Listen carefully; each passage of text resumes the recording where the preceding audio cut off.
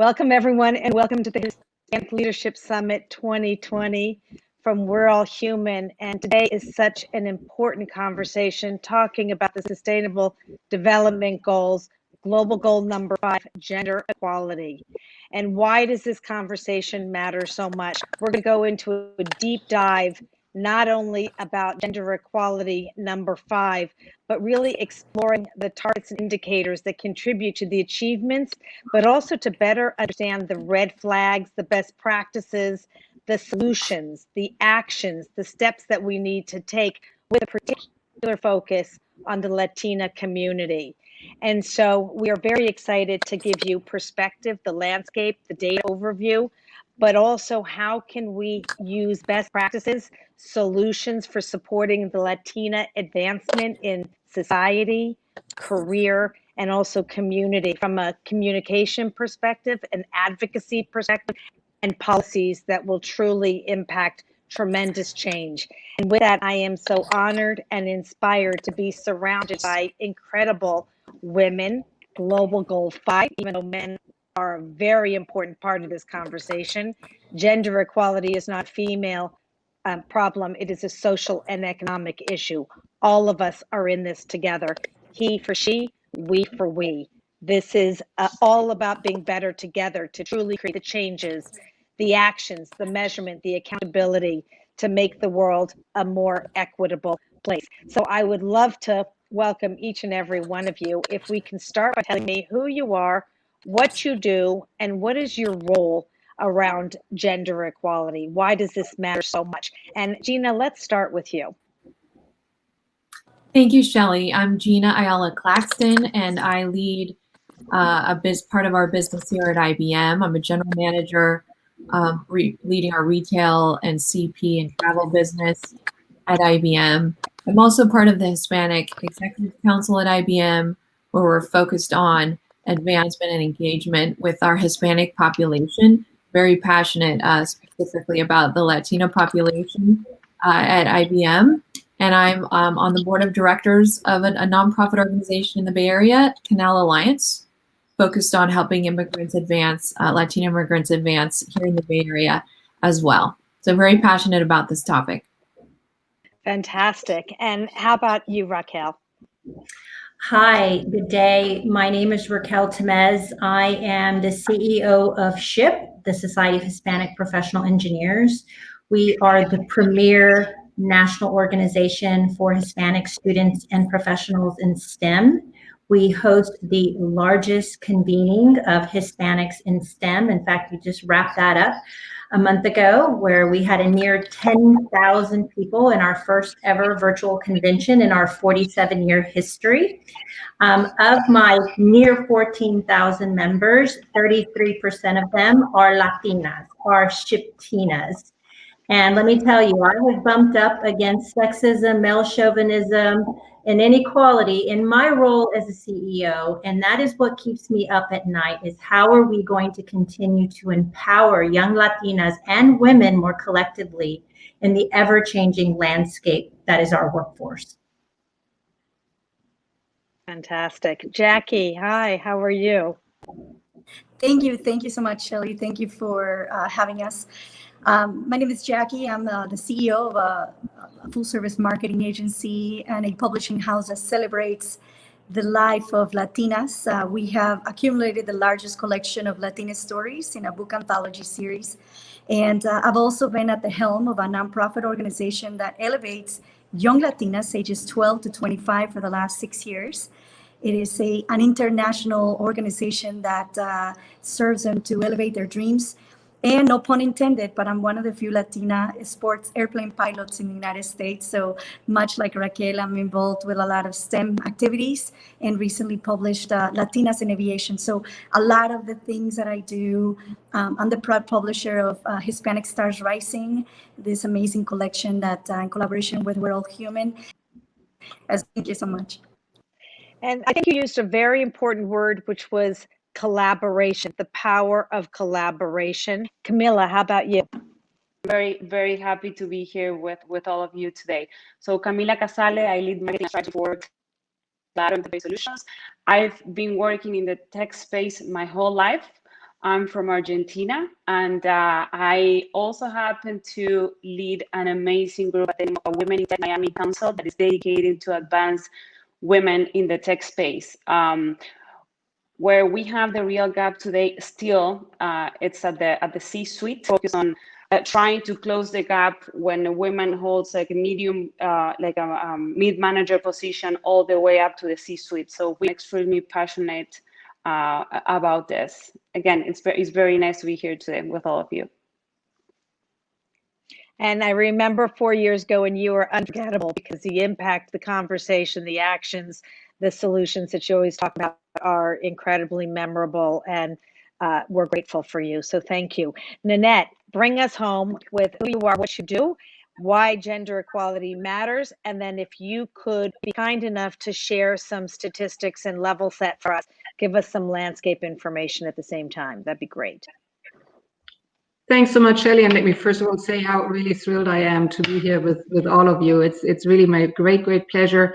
By way of brief introduction, I'm heading the Communications Campaigns Division at the United Nations. And as such, we are developing campaigns on the Sustainable Development Goals, and of course also on goal number 5, gender equality. And before that, I headed the Communications and Public Advocacy Department at UN Women, the women's rights organization of the United Nations. And as a matter of fact, I was part of the original team that set up the organization, this new UN organization, when it was established in 2010. So I've had the incredible privilege to combine my professional and personal passions in communicating on gender equality. And I hope that I will continue to do it still for a long time. And I'm thrilled to be here. And I think, Shelley, you asked me to maybe give a very brief overview over the landscape as we see it at the United Nations, and also as it is reflected in goal number 5. And I think when we look at the factors that are really critical for women to enjoy equality, they fall broadly into 3 categories. And in a nutshell, that's women's voice, women's choice, and women's safety. And in all of these 3 areas, we still see significant barriers. And let's have a very brief look at it, maybe. Women's voice refers, of course, to the fact that women need to be able to participate in taking the decisions that affect their lives, that affect the lives of themselves, their families, their communities, their societies, and of course, as we are talking also today very much about the world of work, of course, also their workplaces. And here we see that we still are by far not where we would want to be. Globally, women parliamentarians, for example, only represent 25% of all parliamentarians. When we look at CEOs, we are at about 6.5% of CEOs, female CEOs at this point in time. When we look at women in senior and mid-level management positions, which may even be, an equally important or more important factor, we are looking at less than 30%. So very clearly, women's voice is not sufficiently represented, and there's still a glass ceiling that needs to be addressed. When we talk about women's choice, we really talk about access to opportunities and assets so that women can live their life to the fullest. And that leads to the fact that women are often, for example, overrepresented in the informal sector, that they have less income because they are in insecure jobs, and that overall they lack access to the same opportunities as men. So this is why where we see that we have to level the playing field when it comes to women's choices. And lastly, women's safety. We see that violence against women is a pandemic globally. 1 in 3 women globally are affected by violence in their lifetimes. And we see right now and during COVID how that has even increased, that we see an increase of up to 30% in some countries. In the context of COVID, we see that there is the risk of us backsliding on all of these areas, voice, choice, safety. But we also know that there are proven solutions and approaches, and I know we will be discussing them a little later still. Fantastic, Nanette, thank you. Voice, choice, safety. I love that because it really is very clearly outlining the areas that we need to focus on, the actions that we need to take. So I would love to hear from each of you, if you could also highlight some of the barriers that you see for Global Goal 5 gender equality with Latinas, very specifically the impact on Latinas. And when Nanette talked about COVID, the disproportionate impact on women, and even more so, the greater impact on the Latina community. And Gina, let's start with you. Yeah, thank you, Nanette, for laying that out for us. I think in the business context, when I'm speaking with Hispanic women aspiring to advance and aspiring to grow in their careers, without exception, I get the question, how do you manage work-life balance? And I think the statistics you shared, for me, when it comes to voice, we have to help bring to the forefront this issue to give them confidence to have that voice and step into the ring, like I had to learn how to do. But I think Hispanic women are 1.6 times more likely than white mothers to be responsible for the work in the home. And I think are doing 7.6 hours per day of this unpaid labor, which is greater than any group. So I always tell people it's a journey. I didn't just wake up today and have this all figured out. You're looking at me right now after many, many years of working this muscle and having others help me reestablish the norms and expectations around me. But to me, this is one of the big barriers is people see that we must have some magical pixie dust or something that worked just for us, that we were able to advance and excel, that maybe they're not privy to. And I think this is a confidence issue, it's a perception issue, and it's something we have to really work on in the messaging and communication and mentoring that we do with our Hispanic females out there in the community. Well, and I find it's very interesting, the word balance, because I think there is no such thing as balance. Life is not 50-50. It's not that neat. We have one life with many dimensions. Let's talk about work-life integration and how we're going to, quote unquote, do it all. Camila, what is your perspective on barriers? So I agree with Gina. I personally believe that there are no barriers, only the ones we built ourselves, because while there are barriers as cultural, economic, educational, these ones apply also to other minorities, right? So I don't think there are specific barriers for Latinas. Latina women in general, we tend to quit before we even get the job, meaning we'll put so many barriers before even considering the opportunity, right? Most of women I also seen, they only apply for a promotion or a job position only when they check all the boxes. And men will be more than happy to apply if they meet less than 50 or 40% of them. How about you, Raquel? I agree with Camila that some of these barriers aren't specific to Latinas. Are there some barriers that impact Latinas more than other women or other professionals and students of color? Yes. I think there have been studies out there. ACER, the Hispanic Association of Corporate Responsibility, has done some studies where the individuals that participated in that study reported that stereotypes and bias were challenging for them in the workplace, and that just a lack of representation of Latinas and women in leadership roles, in the C-suite, in senior leadership, the lack of opportunity or access to opportunities. There is research out there that shows, that indicates that white men, for example, are recognized and promoted based on potential, whereas women and people of color are evaluated on their performance. That is significant, and that is in fact a barrier if that is in fact happening in particular workplaces. And so I think too, that there is, that Latinas in particular, we talk about mentors, I think we have mentors, but the game changers for Latinas and women, yes, mentors help, but we need career sponsors. These are the individuals that actually advocate for you. They they put you in the right place at the right time in front of the right people. Those are the career sponsors versus mentors who are there to advise you. And then not only that, executive coaches are also a game changer. But unfortunately, executive coaches are expensive, and those aren't readily made available by organizations. They're usually confined for the rock stars. And if, hey, white men are being evaluated on potential, Latinos aren't likely going to be identified as a rock star.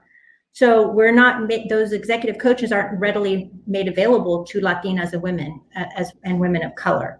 So I'll stop there, but those are just some of the sort of broad barriers and some real barriers that I think women face, and Latinas in particular.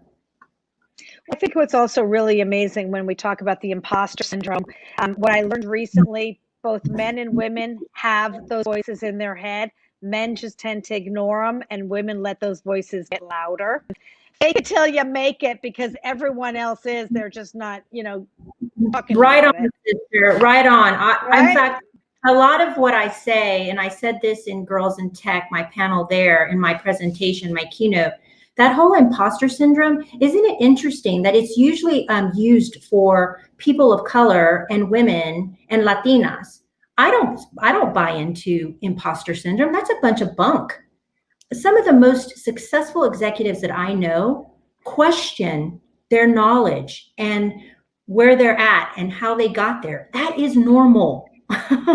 And why would you ever label yourself an imposter? Because somebody came up with that label and then all of a sudden it's being used for women and people of color.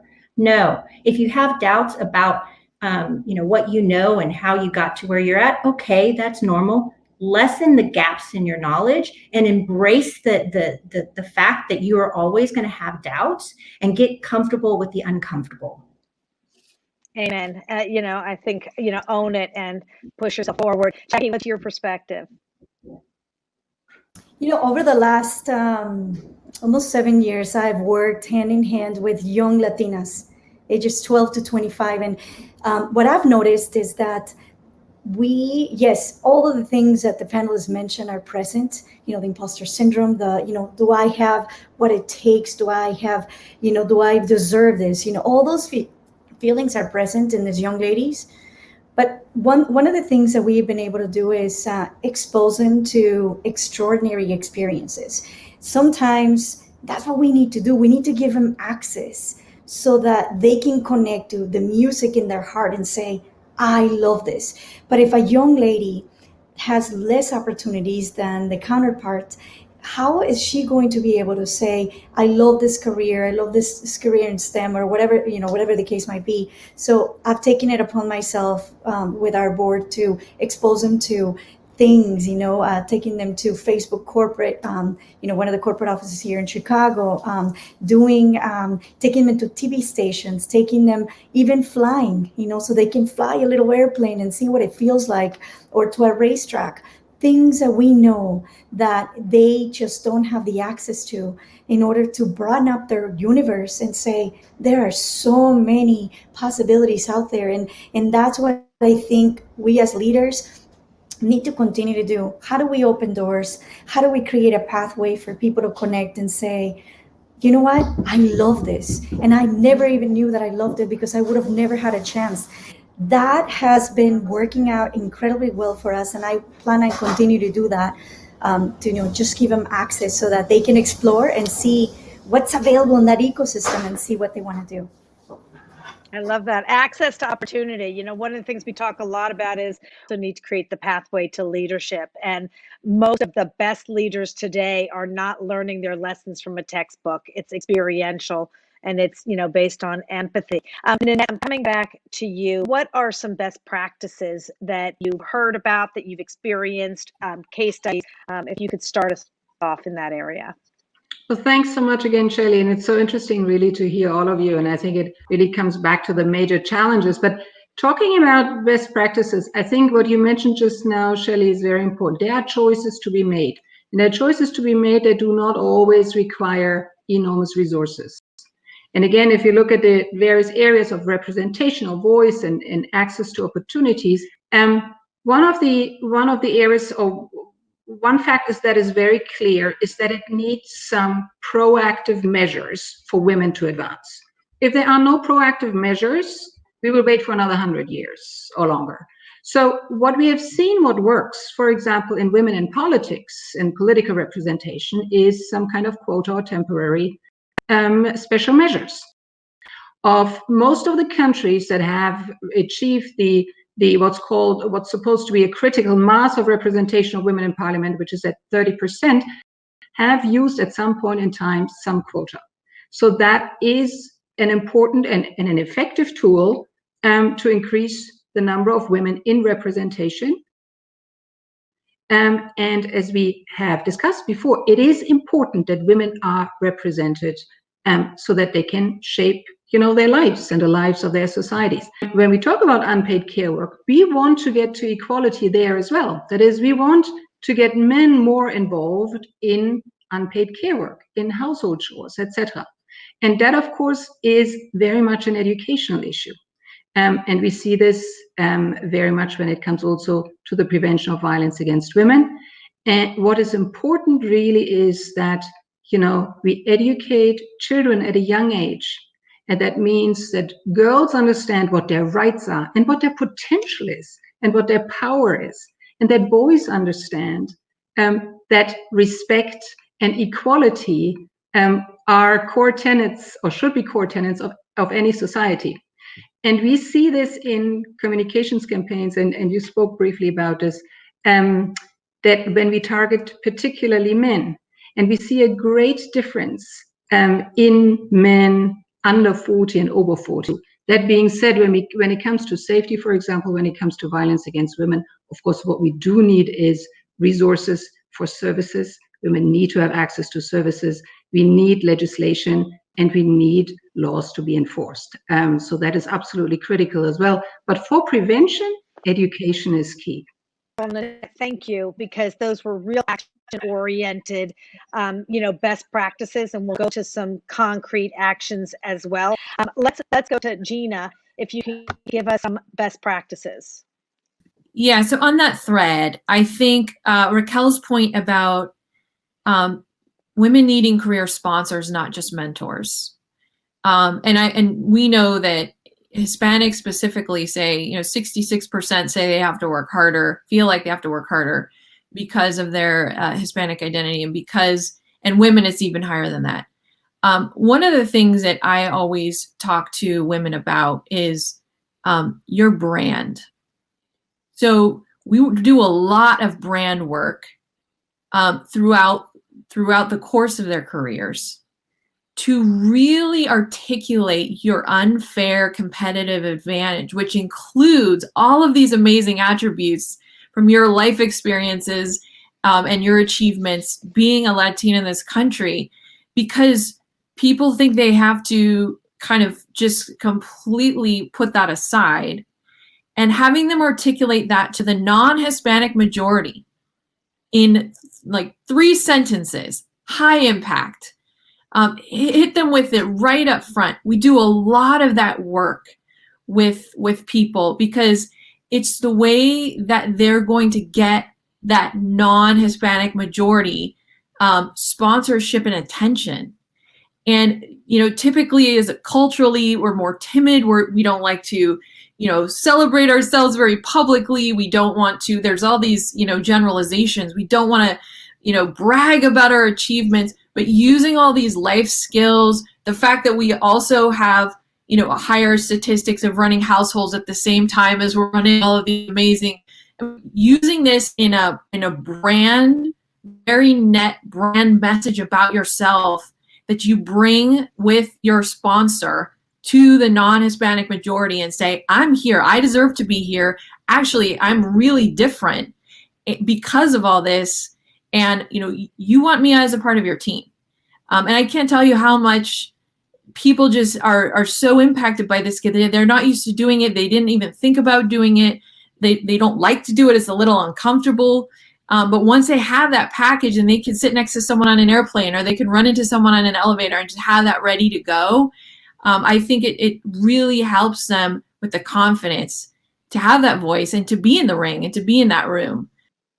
You know, I really believe that our differences are our greatest strength, and taboo topics for women, money, power, and of course, bragging about ourselves. Oscar Wilde says, be yourself and everyone else is taken. It is so important to celebrate your strengths and own your strengths and not be, if you can't be confident about yourself, no one else will. So thank you. Very important insights.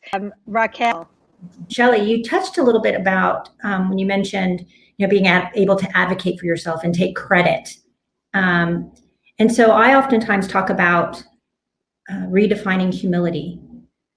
And I don't buy into, the version of humility where, people expect women and people of color to be nose to the grindstone, don't rock the boat, subservient in a way.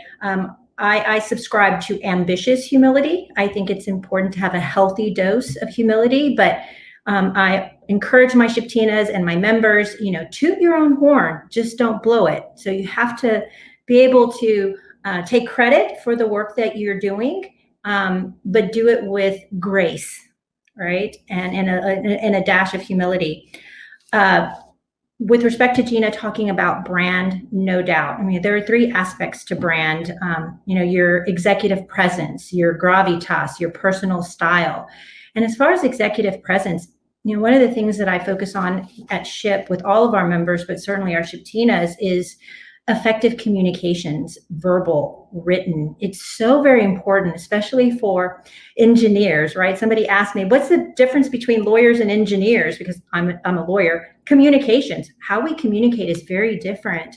And how do you then transform your effective communications once you get there to advocacy and influence? I think that's important to be able to translate effective communications to advocacy for yourself and others and be able to influence in a positive way. And then I really appreciated Nanette's comments about being proactive, right? About the gaps, to close the gaps with gender equality. And I oftentimes say, we have to be intentional about diversity and inclusion and equity. If we're not intentional, then we're unintentionally excluding. And if there's one thing as far as workplace, and I work, SHIP has 50 of the best companies as industry partners. We have an industry partnership council. And they oftentimes ask me, if there's one thing that we could do, what would it be? And I tell them, mind the middle. Middle management matters. And they're often neglected. And so if there's one thing that workplaces and organizations can do is really focus on the middle. Oh, amen to that. I call that the messy middle. And so, middle management is such an important piece. And, okay, Camila, let's go with you on best practices. And then we're going to wrap with quick action steps, if you can all share them. So I'm giving you a little heads up since I go off script. Camila, all you, best practices. I personally believe that the most effective to create a more diverse workforce is for senior leaders to recognize that it matters and to make it a priority. This has to be embedded into the company cultures.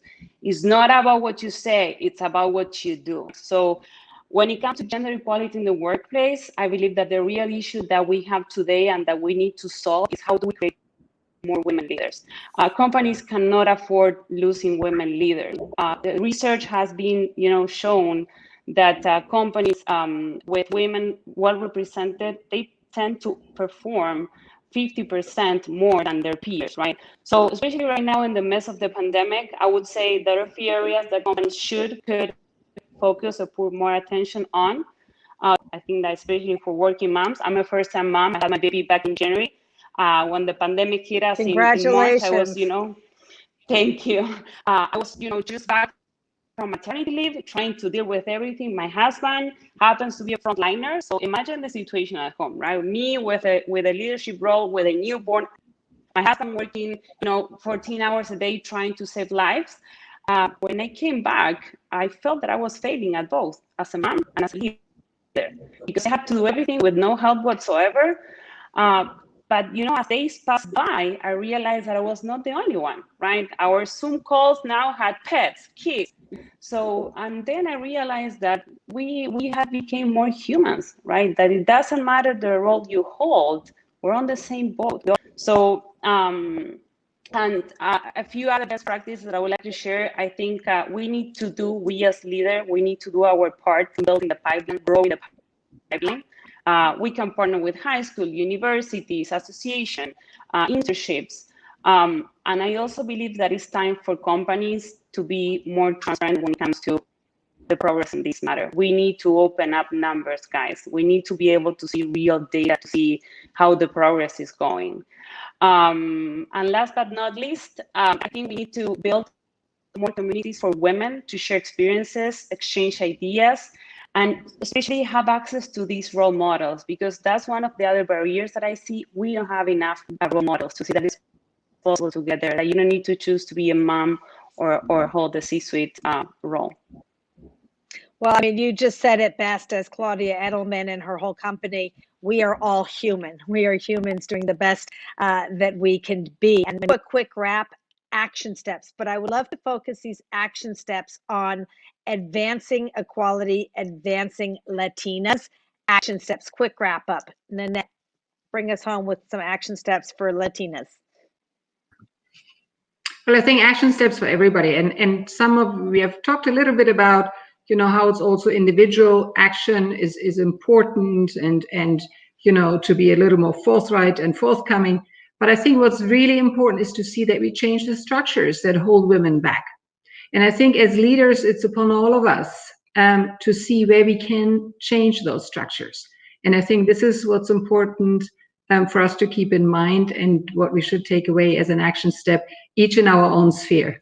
Fantastic. Gina. I would say we need to seize this moment, because the events of the summer have obviously caused an awakening, especially of business leaders, to actually come out in front and take a position on racial inequality in this country. And while we need to make sure that maintains as a movement, not a moment, we need to step up really strongly with the Hispanic agenda, and more specifically the Hispanic female agenda, while our leaders are taking such bold advocacy positions. In the case of IBM, our CEO has been transparent this year. He decided to release those numbers, Camila, for the first time. So transparency in the wake of all that's happening. He's reached out to the president-elect of Biden, advocating for the restoration of DACA and other programs, the DREAM Act, right? Very, very publicly. So now we come right behind that right now with these agendas that you said we've been fighting for our Latina population, while everyone's listening. And it has to be, very net, just a few things. We're focused at IBM on our P-Tech program, which is an education program for underserved communities, ensuring that they get access to educational programs and then a career in tech.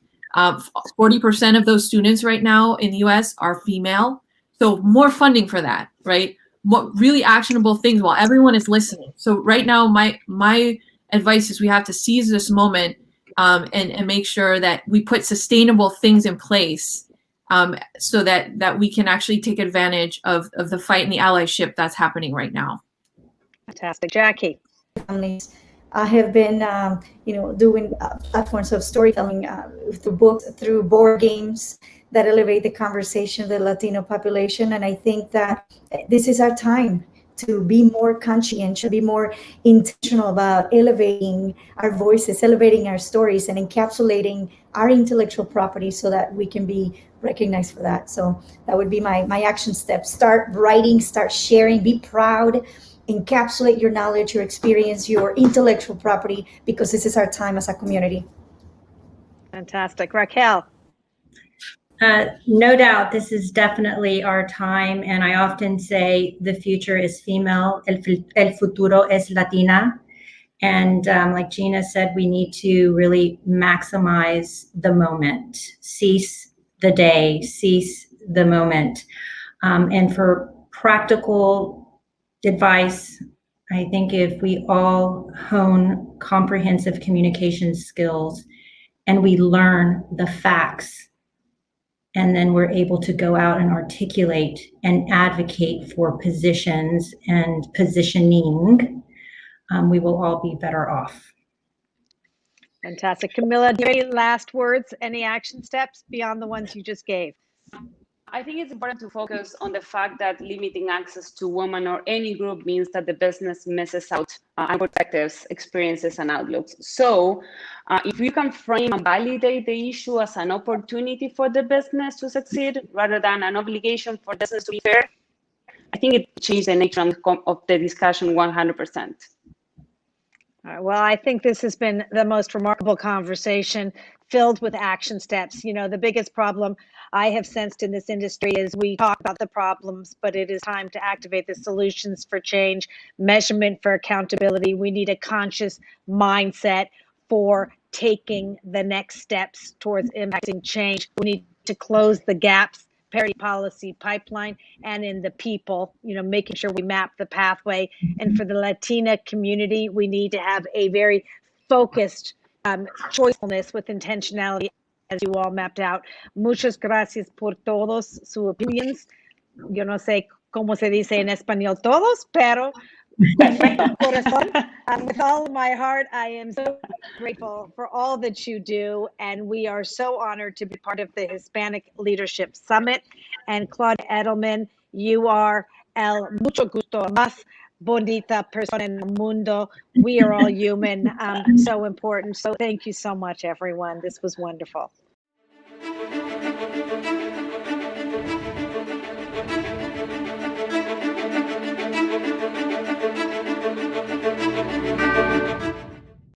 Hi, everybody. I'm here with Brittany and Olga, and I'm Julia, and we are very excited to be talking to each other.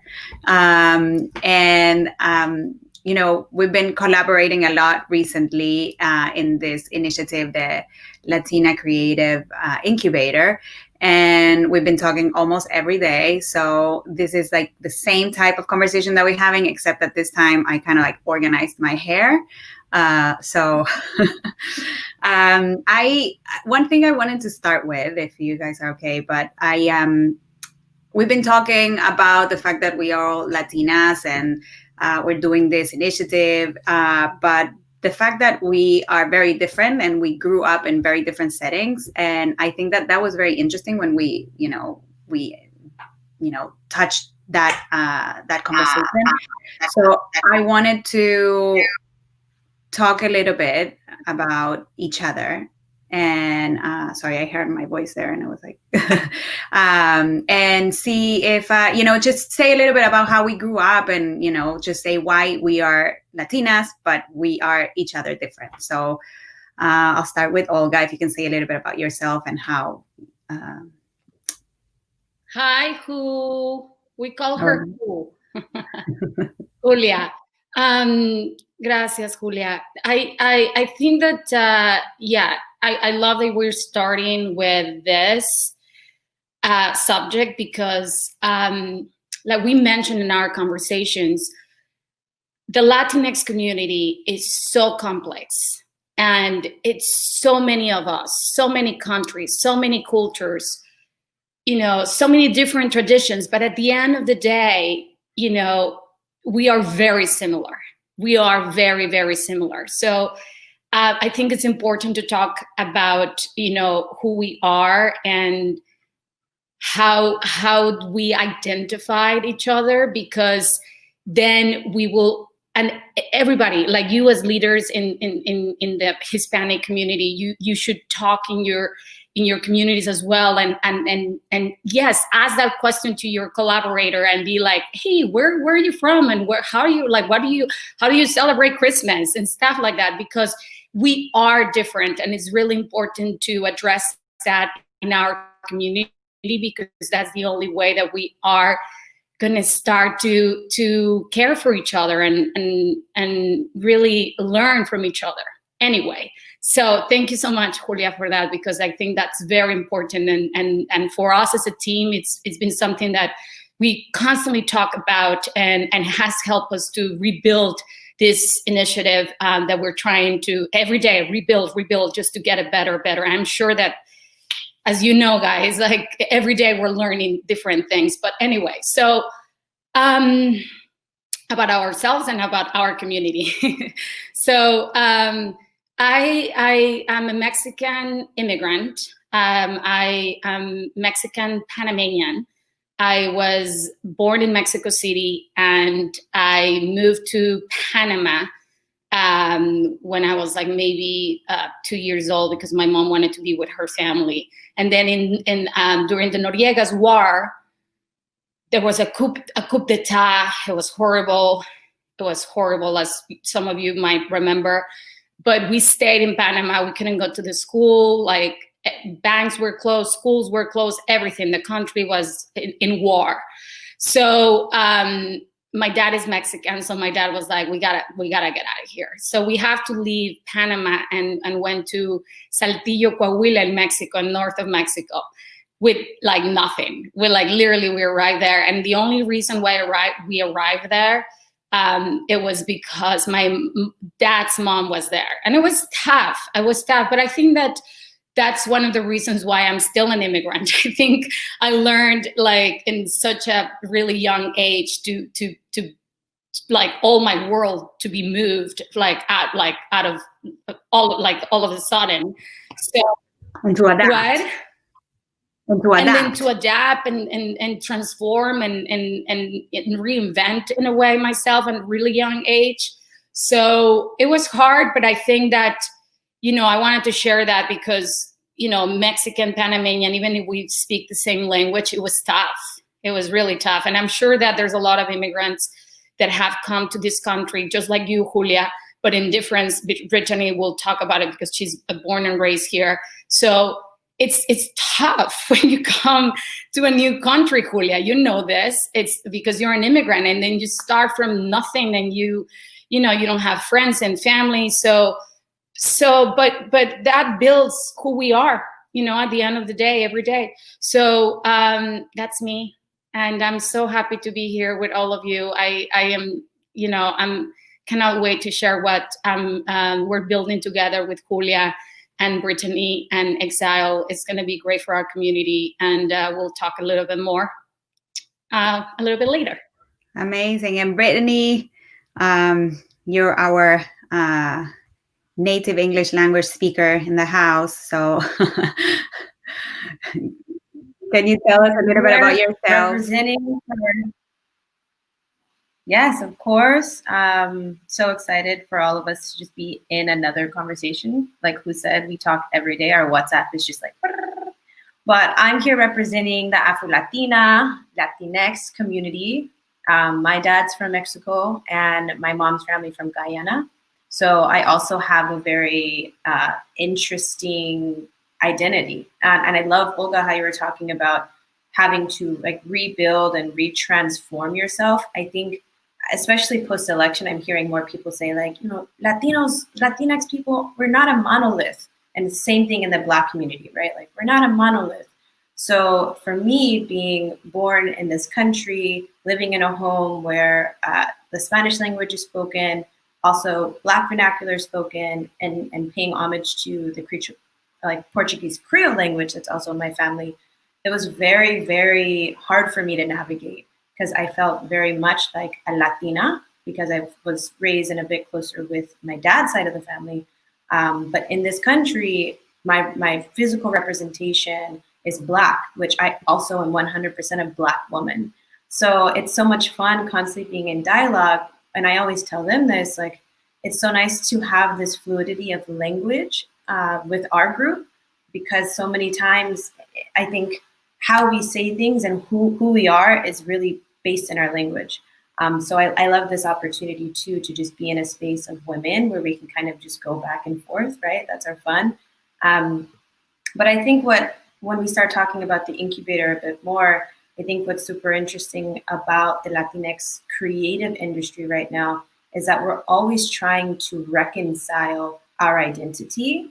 And we have to do that by validating our heritage and understanding our specific heritage and our culture, while also reimagining what our identities look like in the future. And I think all of us on this call, we really feel like storytellers and content creators are the ones who are kind of leading that charge. And that's why, this coming together with Exile and creating a space where we can support more non-gender conforming and Latina creatives to start to put forward that initiative of reconciling our identity for the future is just fun. Just fun. It's a great opportunity. Amazing. Whose turn? It's my turn. Yes. No, well, I am from Argentina. I grew up there until I was 18, and then I came to the US on a vacation, kind of like a backpacking trip, and I ended up staying. Argentina was in 2000. It was going through a major political and economical crisis. And I was like, well, maybe I should not go back right now. So I ended up staying and working multiple jobs at the same time. And I paid for school, and it's been 20 years. So it's actually, I've been here for longer than in Argentina, and I still have a very strong accent. So I'm proud of it anyway. But no, it's been fun. And honestly, what has been really fun about this particular project is that we're creating this within friends. It was honestly like, I think there's statistics, and I was reading this study by the UCLA Hollywood Diversity Report that it was talking about how representation in front of the camera has been getting better, but not behind the camera. And that is, problematic for multiple reasons, but, stereotypes and, how can we tell our stories correctly if we're not actually the ones that are telling the stories? So I think that was one of the major reasons why we wanted to start this incubator and, to have more representation, to give opportunities. And the truth is that when we had this idea at Exile, it was like, who can we do this with? And I am so excited to do it with you both, because, you're friends, you're the best activists I know, and, you actually have been working a lot on trying to elevate the community. So I want to know for you, what are the reasons why you wanted to do this? And if you can explain a little bit also on what it is too. Maybe Olga first. Yeah. Ooh, this is pretty fancy. Wow. Hi. So, sorry guys, we're just not excited. That's who we are. So I think that I was really excited, and who I've told you so many times, I was so moved when you reached out to me and you were like, oh, this is what we're trying to do. And we're thinking about you and Brittany to be part of the team. I was like, oh, great. I love this. Funny enough, Brittany came to my wedding as well. Like, it's like, we were like, not like, now we're becoming like sisters, but just the fact that you were there, it really means a lot to me. I was like, okay, universe, God, I'm a believer. So I was like, okay, this is it. Anyway, so I really, listen, I think that one of the reasons that really motivated me is that, as you said it, Julia, we've been, Brittany and I, in different ways, we've been like activating our community in so many different levels in through the years. This is not just like one of, but for us to come together and give opportunities, like, to young writers that have a need to support. And during the pandemic, now this year, more than ever, because, as a writer, for those that are watching, as a writer, it's very difficult to earn your living. So, and I think it's not just as a writer, as any like position in this industry, in the film industry, in the TV industry, is really, really, really difficult to get that space, like to get like that opportunity, So I think that in our community, more than other communities, and we see it, I don't have to like tell you, we see it on the TV.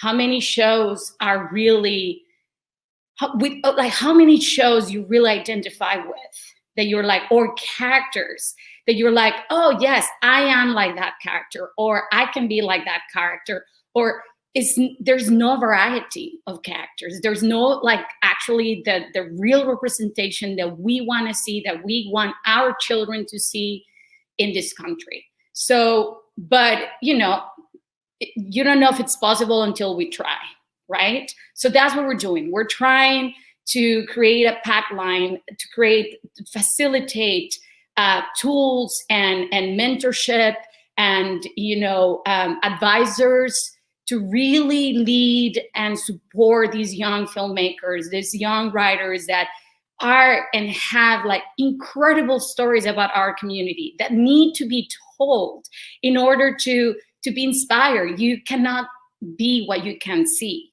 right? So you see it and you're like, get inspired, and you're like, oh yes, I want to do that. So that's what we're trying to do. Like I said, you know, you don't know if it's possible until we try, and that's what we're trying to do. And we're putting every single effort that we can, every single tool that we have learned separately, but also we are like, you know, guys, now we explain, we're very different. So we're trying to, you know, put everything that we can in order to make this possible and to make it successful. So I don't know if I missed anything, but well, Brittany, you can. Brittany can actually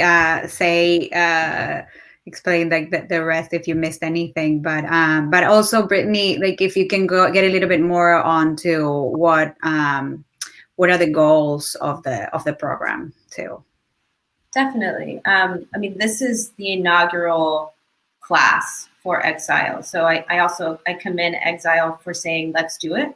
You know, they understand the statistics in front of and behind the camera, and I'm not saying that understanding the statistics of our community isn't important, but understanding it and then doing something about it is that extra step.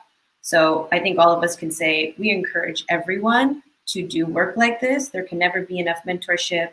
There can never be enough incubators. You know, this is very much the time where our community should be coming together cross-sector. What this summit is really focusing on, letting the Latino community really come together and work and build each other up.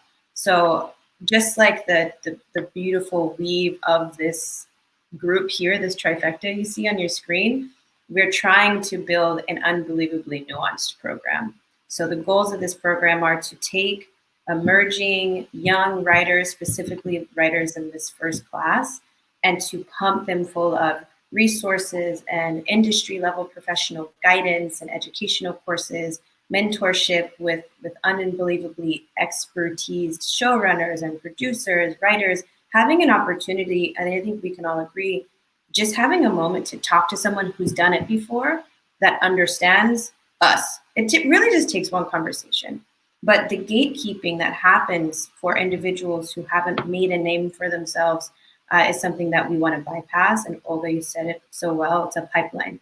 So we want to create the pipeline, give these young emerging writers a chance to fully package their idea with support, a safety net really to make mistakes, to ask every single question, and to know that they're going to be taken care of on a professional, but also on a personal level.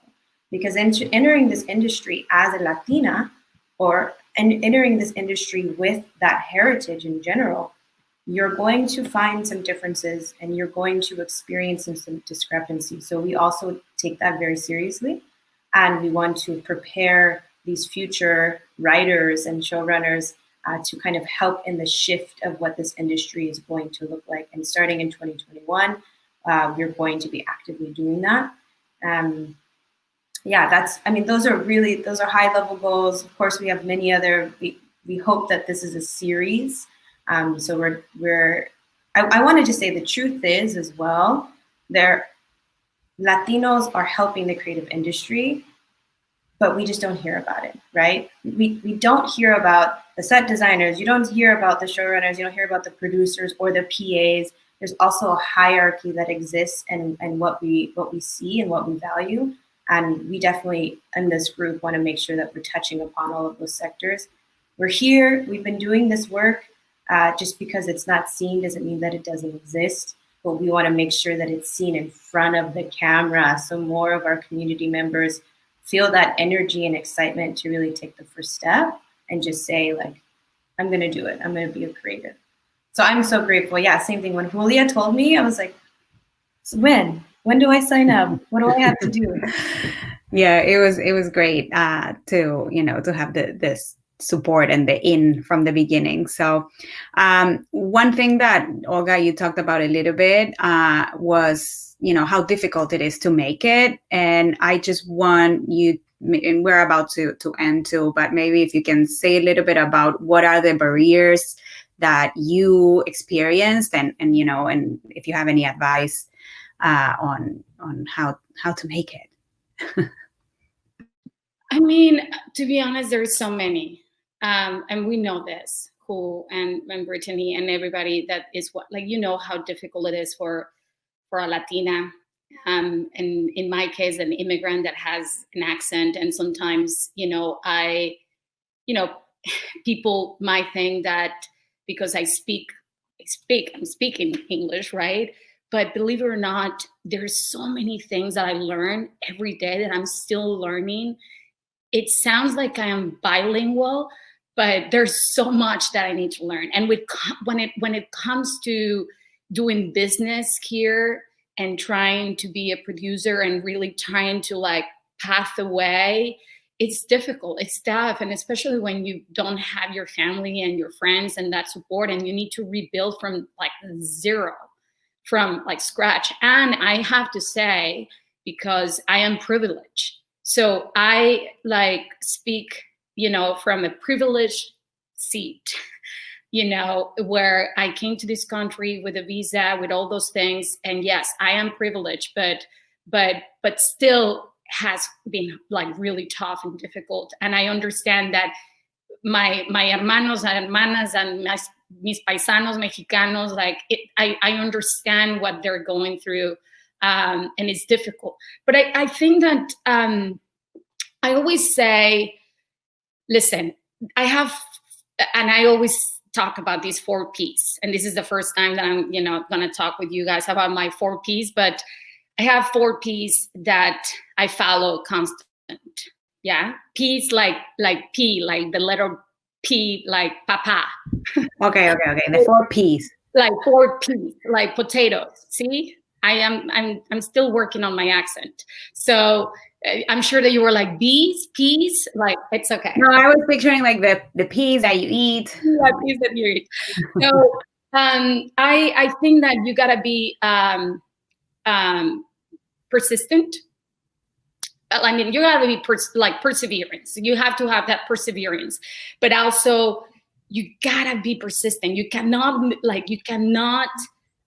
take a no for an answer. You gotta just go and back and back and back. I think in this industry, the more no's that you get, the more excited that you have to be. Because it's a no that needs to motivate you. I really need to get okay, I gotta get 1 million no's for a yes. Yes, you do. And so don't be sad if you get a no. Actually, let that be your encouragement to really try harder. And I think one of the things that you need to know in order just to be persistent over and over and over and again, and no tirar la toalla, como decimos en español, is that you really need to identify your passion, right? What is that passion that motivates you and gets you out of the bed? And then and I think if you really identify what's your passion, then you're going to be persevering. You're going to be persistent for sure.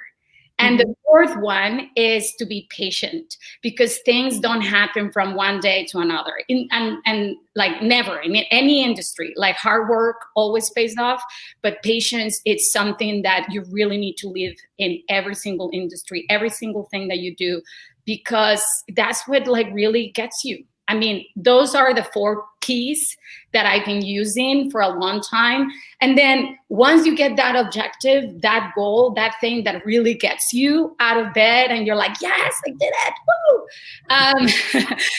you gotta be professional. You gotta be really work with dignity and respect, and admire your collaborators, support them, get on time, do what you're trying to do. Like, whatever you say, you do. Whatever you need to show up, you show up, and then keep it.